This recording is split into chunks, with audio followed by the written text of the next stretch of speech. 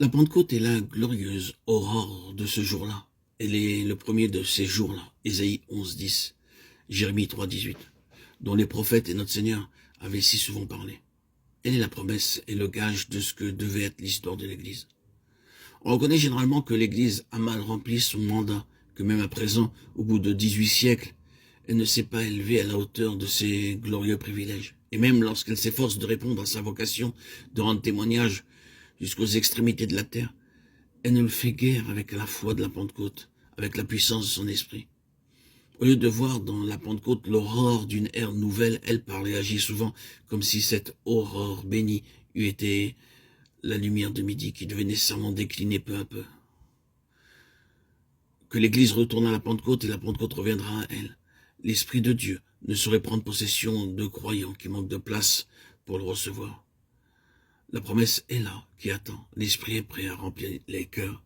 Il faut seulement vouloir le recevoir.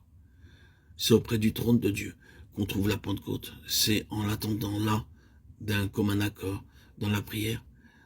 C'est en l'attendant avec la foi que fortifie l'attente même, avec la foi qui regarde au Seigneur glorifié, sans douter de la manifestation de sa puissance qu'on l'obtient encore à présent. Jésus-Christ est toujours le maître de toutes choses, couronné de gloire et d'honneur. Hébreux 2, 9. Son désir de révéler sa présence à ses disciples et de leur faire partager sa vie de gloire est aussi vif qu'au moment où il s'est assis sur le trône. Prenons place au pied du trône, attendons-la avec une foi vivante, afin que, remplis du Saint-Esprit, nous puissions rendre témoignage de Jésus. Que la présence de Jésus soit notre vie, notre force, que lui-même vienne rendre témoignage en nous. Et l'Église produira des prédicateurs remplis de l'Esprit, et la vertu d'en haut amènera les ennemis de Christ à ses pieds. Seigneur Dieu, nous adorons au pied du trône où ton Fils est assis avec toi, couronné de gloire et d'honneur. Nous te rendons grâce, nous te bénissons de tout ce que tu as fait pour nous.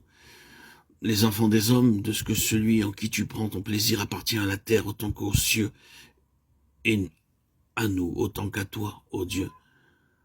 Nous adorons ton amour, nous louons ton saint nom. Daigne, ô notre Père, révéler à ton Église que notre divine tête nous regarde comme son corps et nous communique sa vie, sa puissance et sa gloire. Daigne lui apprendre aussi que c'est le Saint-Esprit qui se charge de nous apporter cette foi, cette puissance et cette gloire. Oh, puissent tes enfants se réveiller et comprendre l'œuvre du Saint-Esprit, reconnaître que c'est lui qui réalise en nous la présence de notre Seigneur glorifié et qui nous revêt de la vertu d'en haut nécessaire à l'accomplissement de notre œuvre ici-bas. Que partout tes enfants apprennent à contempler leur roi dans les cieux jusqu'à ce qu'ils soient prêts à le recevoir et que l'Esprit Saint puisse les remplir de sa présence autant qu'ils le voudront.